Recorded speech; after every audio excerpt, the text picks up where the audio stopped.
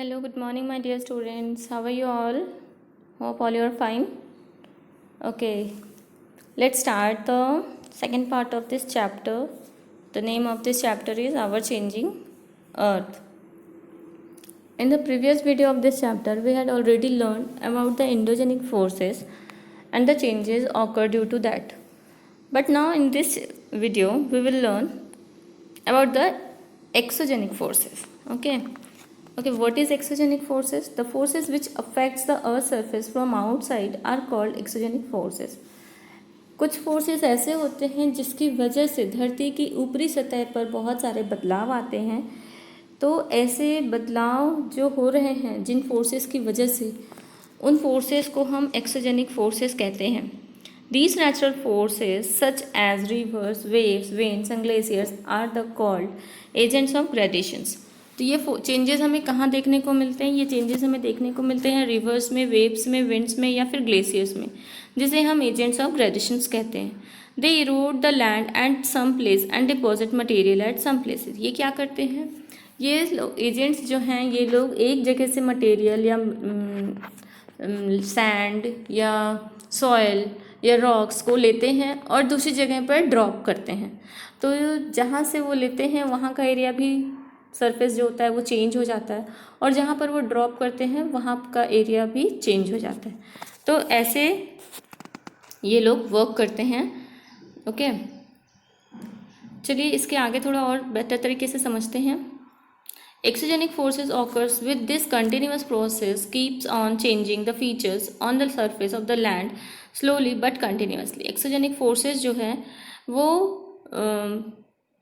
Continuous process है एक तरीके का, जिसकी वजह से अर्थ का जो सरफेस है उसका फीचर चेंज होता है। ये एक स्लो प्रोसेस है बट कंटिन्यूस प्रोसेस है, मतलब ये धीरे धीरे काम करता है पर रेगुलरली काम करता है। ये काम कैसे करता है? ये काम करता है 3 स्टेप्स में। The first point is weathering. जैसे मान लीजिए एक नदी है, उसके किनारे एक बड़ा सा चट्टान है। अब जो नदी की धारा है, जो नदी बह रही है, नदी की जो धारा है, उस धारा की वजह से उस पत्थर के जो चट्टान है उस पर एक बहाव सा की धारा उससे टच होकर बहती जाती है। तो धीरे धीरे धीरे धीरे कई सालों में क्या होगा कि वो जो पत्थर है वो धीरे धीरे साइड नीचे से टूटता जाएगा। तो जब वो नीचे से टूटता है वो पत्थर, उसको हम वेदरिंग कहते हैं। And the next point is erosion. जब नदी के किनारे बड़ा सा चट्टान पड़ा था तो चट्टान इतना भारी था कि नदी की धारा के साथ वो बह नहीं पा रहा था। लेकिन जब वो चट्टान छोटे छोटे टुकड़ों में टूट रहा है तो जो उसके छोटे छोटे टुकड़े टूटे वो तो हल्के हैं, तो उसको क्या करती है नदी अपने साथ बहा कर ले जाती है। तो इसे हम इरोजन कहते हैं। And the last point is depositions. जिस जगह, जैसे कि नदी की धारा जहाँ पर तेज होती है वहाँ से तो वो पत्थर को बहा कर ले जाता है, लेकिन जहाँ पर नदी की धारा तेज नहीं, धीमी हो जाती है, जहाँ पर नदी की धारा स्लो हो जाती है, वहाँ पर वो उन छोटे छोटे पत्थरों को वहीं ड्रॉप कर देता है। तो ये जो ड्रॉप करने का तरीका है इसको कहते हैं डिपोजिशन। चलिए our next point is river. River क्या है? What is a river? Simply समझें तो a river is a simple water flowing down hill through a channel. Simply अगर देखा जाए तो नदी एक तरीके का पानी का बहाव है जो कि पहाड़ों से होकर के एक फिक्स चैनल के थ्रू, एक फिक्स रास्ते के थ्रू बहती है, उसे हम रिवर कहते हैं। ठीक है, अब ये कैसे बहती है, इसके कई सारे स्टेजेस हैं। Let's see. The place where a river begin its journey is called its source. जहाँ से नदी का बहाव शुरू होता है उस जगह को हम सोर्स ऑफ रिवर कहते हैं। वहाँ जिस जगह से नदी शुरू हो रही है, जिस जगह से नदी का बहना स्टार्ट हो रहा है, उस जगह को हम सोर्स कहते हैं नदी का।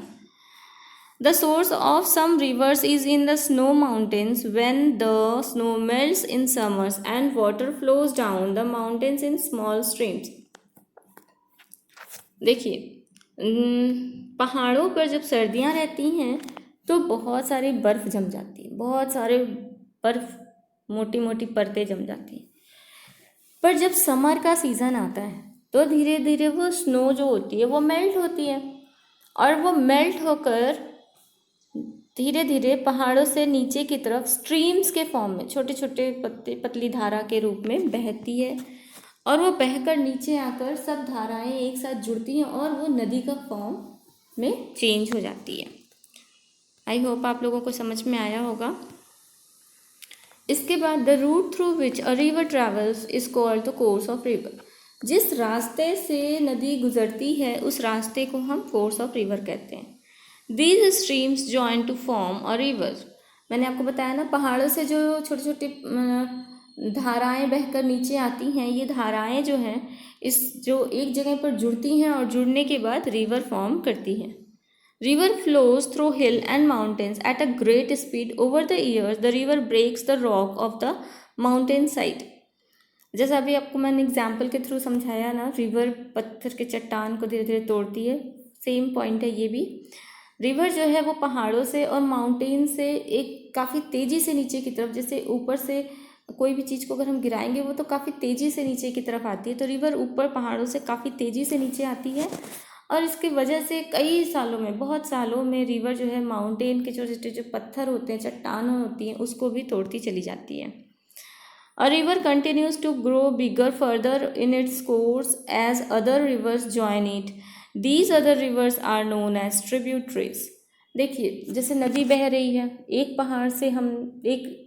पहाड़ से पर जो पत्थर बर्फ़ जमी है वहाँ से छोटी सी एक नदी बहकर नीचे आई और फिर वो बह रही है सीधा। थोड़ी दूर जाने के बाद एक और पहाड़ था, वहाँ से भी स्नो मेल्ट हुआ और वहाँ से भी एक नदी बही और फिर बहकर आ करके ये जो पहली नदी थी उसके साथ जुड़ गई। तो ये जो बीच बीच में जो नदियाँ उसके साथ जुड़ती जा रही हैं, इसे हम ट्रिब्यूटरीज कहते हैं। और इसके जुड़ने की वजह से जो पहली नदी, सबसे पहली नदी थी, वो बहुत बड़ी होती जाती है। The river flows down the plain slowly as the plains are flat. पर जब पहाड़ों पर से नीचे आती है उस वक्त तो रिवर की स्पीड बहुत तेज़ होती है, लेकिन जैसे ही रिवर प्लेन एरिया तक पहुंचती है वहाँ पर उसकी स्पीड जो है वो स्लो हो जाती है, क्योंकि प्लेन एरिया जो होता है वो फ्लैट होता है इस वजह से। In the plain the river is heavy with the mud and sand that it has carried on its journey down the mountains and through the planes.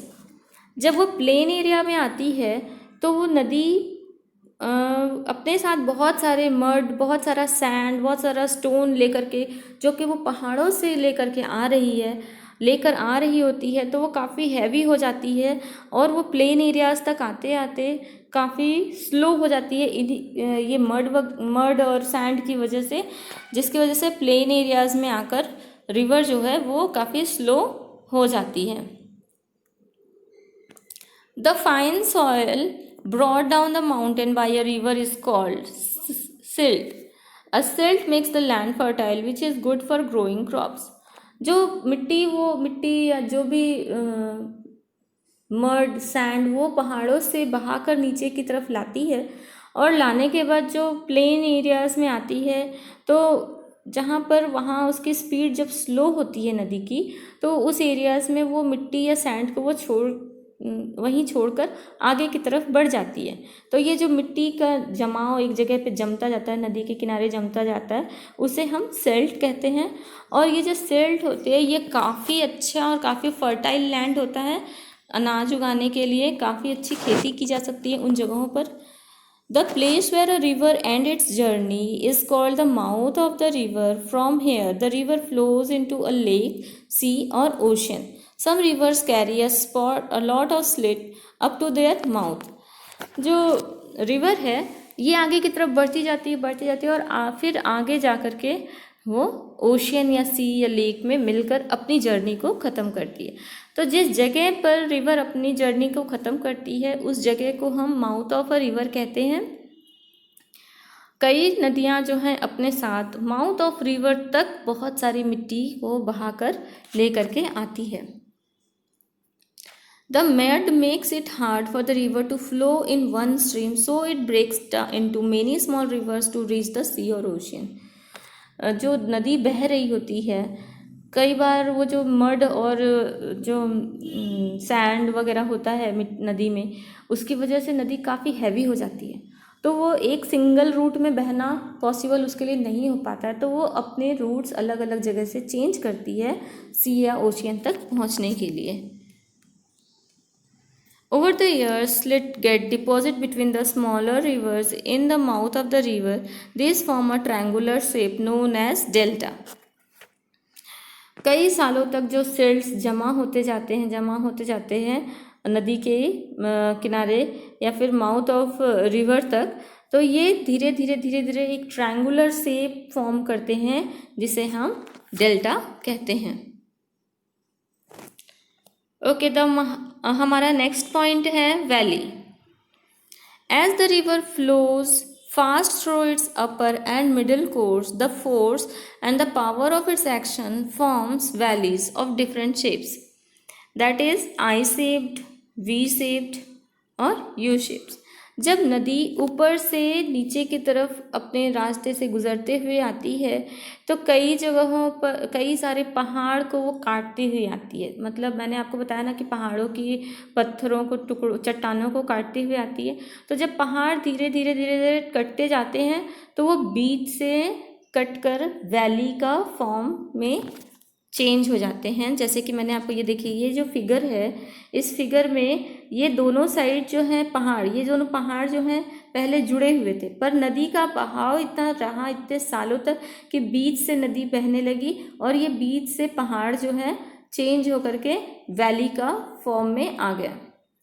ये देखिए, इस फिगर में भी आप देख सकते हैं दोनों साइड पहाड़, ऊंचे ऊंचे पहाड़ हैं और बीच में नदी बह रही है। मतलब नदी जो है पहले पहाड़ के ऊपर से बह रही थी, पर वो बहते बहते जब पहाड़ धीरे धीरे कम हुआ तो जिसकी वजह से ये वैलीज का फॉर्म में चेंज हो गया। ये वी शेप्ड वैली है और ये यू शेप्ड वैली है। Now come to the next point, that is waterfall. Sometimes in the course of a river there is a steep drop, and at such places the water drop down with great force and a waterfall is formed. कई बार जब पहाड़ से हम पानी, जब नदी बह रही होती है, नदी बहती रहती है, फिर पहाड़ों से नीचे आई, नीचे आने के बाद प्लेन एरियाज़ में गई और प्लेन एरियाज़ के बाद अचानक से वहाँ पर भी कुछ ऊंचाई या ऊंची जगह पर वो पहुँच गई। वहाँ से जब वो अचानक से नीचे की तरफ गिरती है तो वो वाटरफॉल, मतलब वाटरफॉल के रूप में चेंज हो जाता है। अचानक पानी का बहाव वहाँ से सीधा, पहाड़ से सीधा नीचे गिरता है, तो उस जगह को हम वाटरफॉल कहते हैं। ये तो हमने देखा कि नदी और उससे होने वाले बदलाव या वैलीज के बारे में या वाटरफॉल के बारे में। अब हम देखेंगे कि डिपोजिशन से जो भी चेंजेस आते हैं वो कौन कौन से हैं। फ्लड प्लेन्स, सबसे पहला पॉइंट है flood plains. Sometimes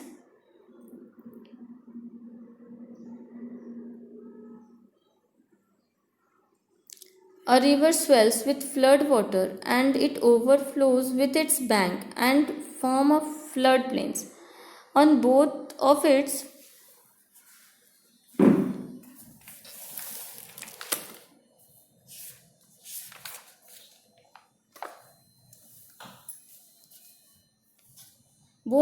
sides, the fine sediments or the alluvium being carried by the river get deposited on the bank, making it very rich and fertile.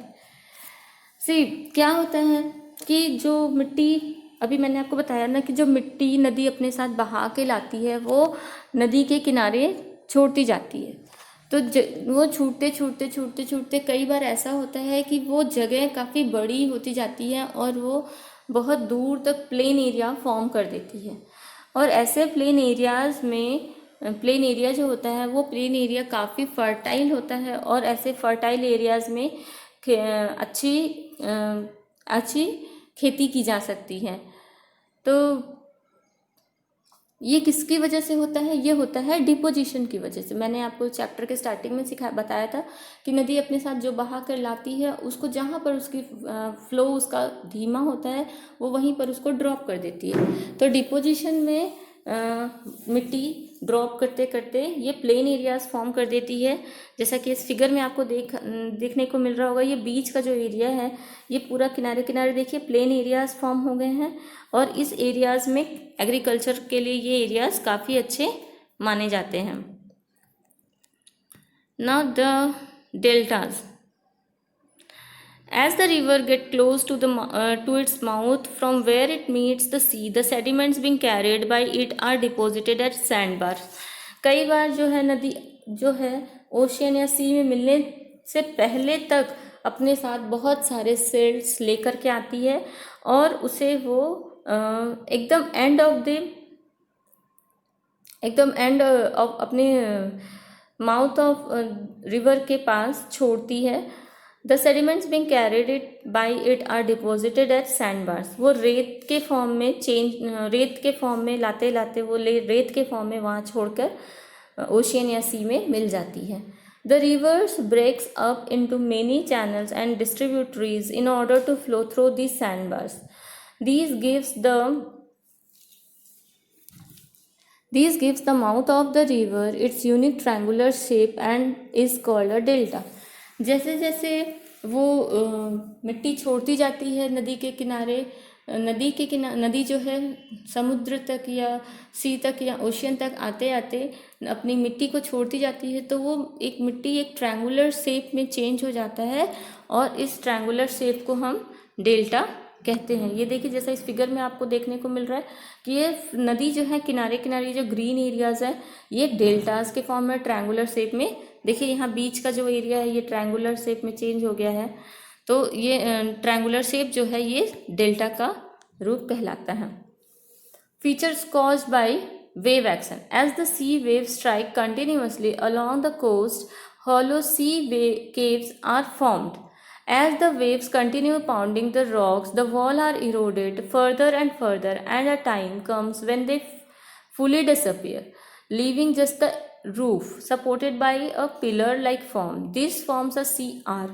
With further erosion, the roof breaks off completely and the pillars are left standing all alone. These are called stacks. See, first figure में आपको देखने को मिल रहा है कि जैसे समुद्र के बीच में जो बड़े बड़े चट्टान होते हैं, जो समुद्र की बड़ी बड़ी वेव्स काफ़ी तेज जो लहरें आती हैं उससे टकराते टकराते, ये फिगर देखिए, आप फिगर को देख रहे हैं, इसके बीच में सिर्फ रूफ छत जैसी बचा हुआ है, पहाड़ जो है बीच से ये पूरा बह के टूट टूट कर बह कर चला गया है, बस ये ऊपर से रूफ जैसा बचा हुआ है. फिर ये और इसके साथ जो ये रूफ जैसा बचा हुआ आर्क है इसको हम सी आर्क कहते हैं, ठीक है. और ये सी आर्क भी कई दिनों तक इरोजन होते होते, कई सालों तक इरोजन होते होते ये पूरा कंप्लीट होकर के स्टैक्स के फॉर्म में आ जाता है. ये जो सेकंड फिगर में आपको ये चट्टान दिख रही है खड़ी हुई, बस एक छोटी सी चट्टान, तो ये चट्टान जो है ये स्टैक्स कहलाते हैं, जो कि एक पिलर की तरह दिखता है, समुद्र के बीच में पिलर जैसा दिख रहा है, ये स्टैक्स कहलाता है. और ये आर्क सी आर्क कहलाता है, जो कि पहले ये बड़े चट्टान हुआ करते थे या पहाड़ हुआ करते थे बीच में, और ये वेव्स की जो टकराव है इसकी वजह से धीरे धीरे ये वेदरिंग के फॉर्म में टूटता गया और इरोजन के फॉर्म में ये बहता चला गया, जिसकी वजह से ये दोनों चेंजेस आए हैं. आप फिगर को देख के समझ में आ रहा होगा आपको. चलिए, हमारा next point is wind is a powerful agent of erosion which erodes, transport and also deposit the eroded materials. The depositional work of wind also creates several features of the desert. During a sandstorm, the fast blowing wind picks up a large amount of sand particles. As the wind slows down, the sand is dropped in loads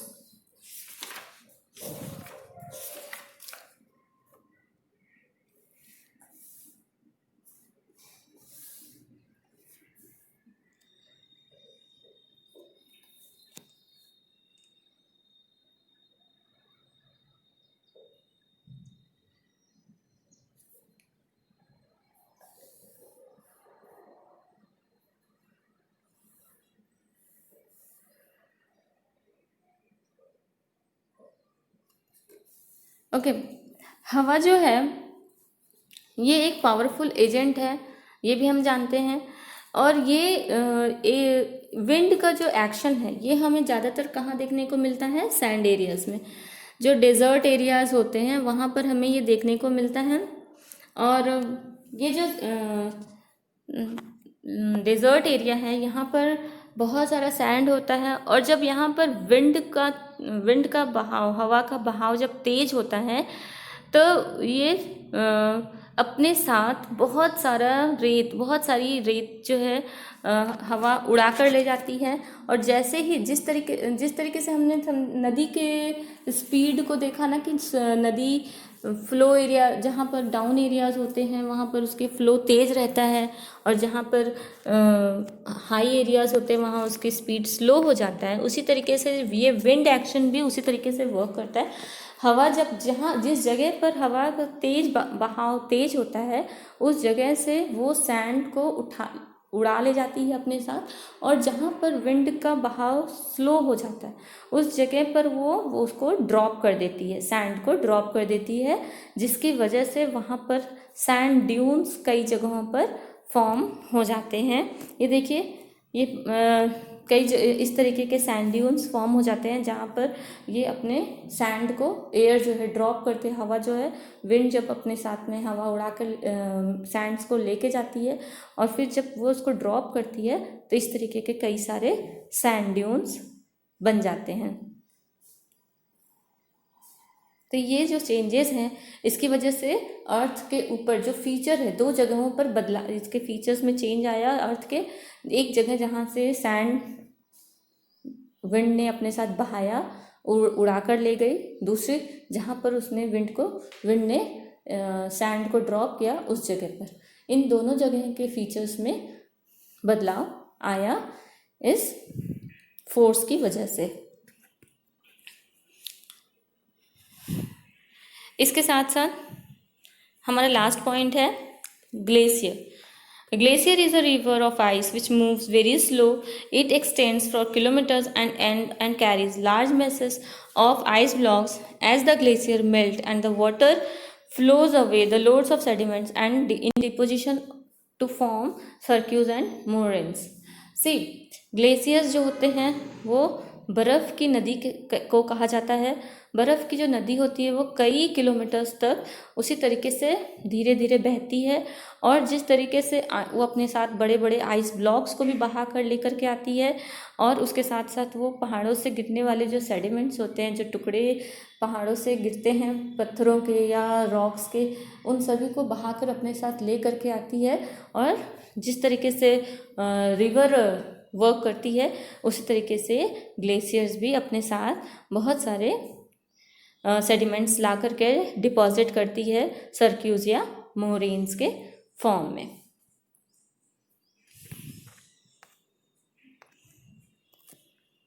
ये देखिए, glaciers आपको दिखाई दे रहा है, ये बर्फ़ की बड़ी बड़ी चट्टानें हैं, बर्फ़ की बड़ी बड़ी पहाड़ जो कि मेल्ट होकर के बह रही है सेकंड फिगर में, और थर्ड फिगर में आपको दिखाई दे रहा है ये स्लो हो जाती है। जैसे ही ये प्लेन एरियाज़ में आती है तब तक ये मेल्ट होकर के वो रिवर का फॉर्म में कन्वर्ट हो जाती है।